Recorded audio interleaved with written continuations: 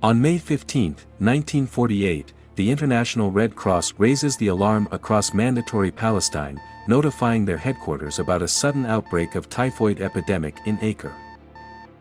The epidemic spread like a wildfire inside walled city, which was already under siege from land and sea by Zionist forces. This turmoil struck the city merely 2 days prior to the Zionist Haganah forces' planned invasion, significantly compromising its defenses. On May 17, 1948, Akko, once a flourishing Palestinian port city, famous for its historical walls and strong defenses, succumbed to the Haganah forces within a days. International Red Cross determined that the infection is waterborne, not due to crowded or unhygienic conditions as claimed by the Israelis. The disturbing story behind them was recently uncovered by historian Benny Morris and historian and Israel Prize laureate Benjamin Ze'ev Kedar following extensive archival research. Report highlights the role of Israel's founding father and leader of World Zionist Organization, David Ben-Gurion's secret operation to poison the city's drinking water, which comes from a nearby village, Kabri, about 10 kilometers to the north, through an aqueduct.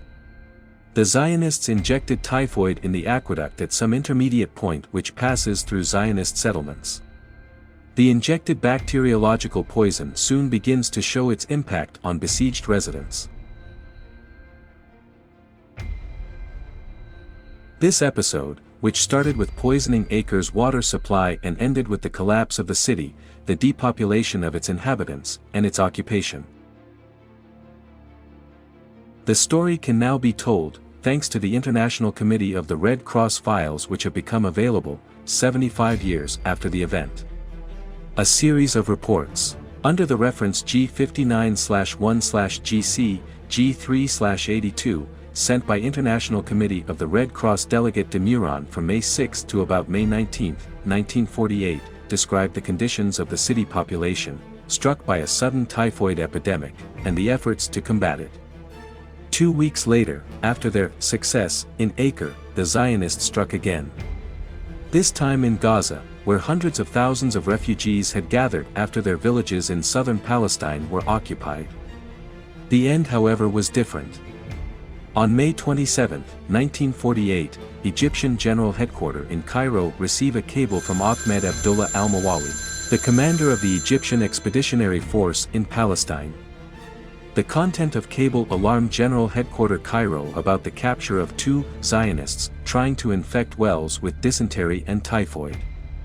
The content of cable sent by Ahmed Abdullah al-Mawawi to Cairo was 15.20 hours, May 27, 1948, our intelligence forces captured 2 Jews, David Hareen and David Mizrahi, loitering around army positions.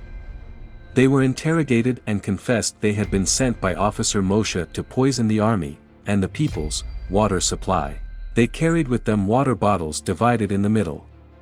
The top part has potable water and the bottom part has a liquid contaminated with typhoid and dysentery, equipped with a rear opening from which the liquid can be released. They confessed they were members of a 20-strong team sent from Rehovot for the same purpose.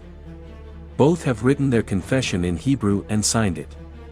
We have taken the necessary medical precautions. In next part we will discuss how these prohibited weapons end up in Zionists' hands, and their illegal usage under the nose of United Nations. How Ben-Gurion and their close addies introduced biological weapons on Middle East with the help of Eastern European and American Jewish scientists.